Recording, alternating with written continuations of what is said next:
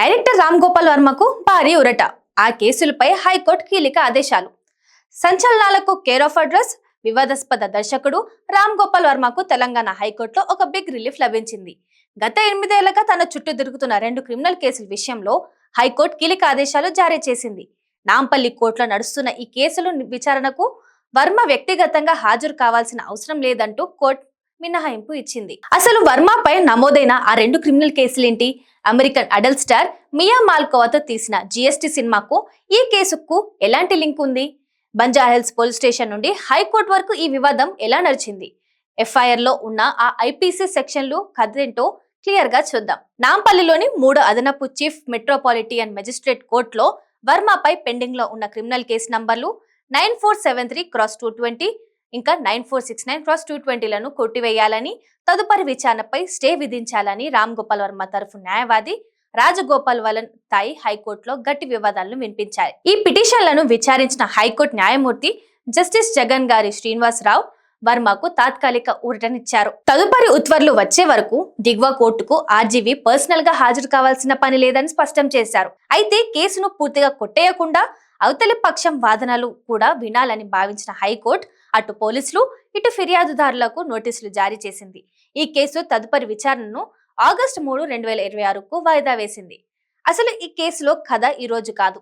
దీని మూలాలు 2018లో ఉన్నాయి. ఆ సమయంలో Ram Gopal Varma American adult film నటి మియా మాల్కోవాతో జీఎస్టీ అనే ఓ షార్ట్ డిజిటల్ ఫిల్మ్ తీశారు. ఈ సినిమా రిలీజ్ కాకముందే ట్రైలర్ తోనే స్టేట్ వ్యాప్తంగా పెద్ద దుమారం రేపింది. మహిళలను కేవలం లైంగిక వస్తువులుగా చూపించారంటూ అఖిల భారత ప్రజాతంత్ర మహిళా సంఘం AITWA ప్రజాతంత్ర మహిళా ఐక్య వేదిక ప్రజానిధులతో పాటు పలు మహిళల సంఘాలు రోడ్లపైకి వచ్చి ఆందోళనలు చేపట్టాయి. ఇక ఈ వివాదం పీక్స్ కి వెళ్లినప్పుడు వర్మ పలు టెలివిజన్ లైవ్ డిబేట్ లో పాల్గొన్నారు.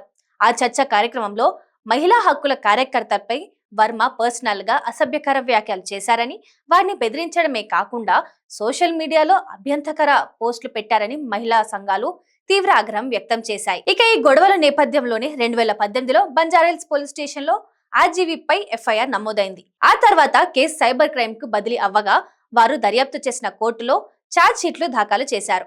వర్మపై పోలీసులు పెట్టిన సెక్షన్లు మామూలువి కావు. అవేంటంటే సెక్షన్ 354A మహిళలను లైంగికంగా వేధించడం అంటే సెక్షువల్ హరాస్మెంట్, సెక్షన్ 504 శాంతి భద్రతలకు విఘాతం కలిగించేలా ఉద్దేశపూర్వకంగా అవమానించడం, సెక్షన్ 506 క్రిమినల్ బెదిరింపులకు పాల్పడ్డం, ఇక సెక్షన్ 509 మాటలు లేదా సైగల ద్వారా మహిళల గౌరవాన్ని కించపరచడం, సమాచార సాంకేతిక చట్టం IT యాక్ట్ సెక్షన్ 67 ఎలక్ట్రానిక్ మీడియాలో అశ్లీల కంటెంట్ ను ప్రసారం చేయడం. 2018లో మొదలైన ఈ జీఎస్టీ వివాదం ఛార్జ్ షీట్లు కోర్టుల చుట్టూ తిరుగుతూ ఎట్టకేలకు 2026లో హైకోర్టు ఇచ్చిన మినహాయింపుతో వర్మకు ప్రస్తుతానికైతే పెద్ద ఊట లభించినట్టే అయ్యింది. మరి ఆగస్టు 3న జరగబోయే తదుపరి విచారణలో ఫిర్యాదుదారులు ఎలాంటి కౌంటర్ ఇస్తారు?